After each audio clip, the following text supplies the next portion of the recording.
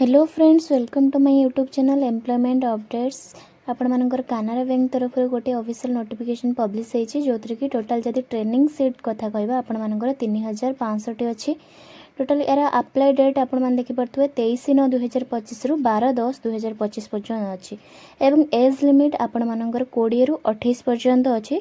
जो मैंने 20 रु 28 वर्ष से अप्लाई करेंगे किंतु यहाँ आपण मानकर कॉन्ट्रेक्चुअल बेसिस रे जोटा कि आपण मानक पई गोटे वर्ष केवल आपण माने एथरे जॉब करि परिबे कानाडा बैंक रे।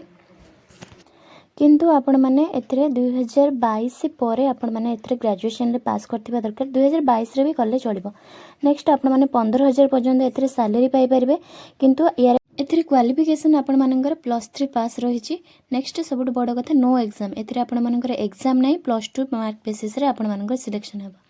वीडियोटी इन्फॉर्मेटिव हेतिले चैनल टी को सब्सक्राइब करिया सहित लाइक शेयर मध्य कर देबे। Thank you.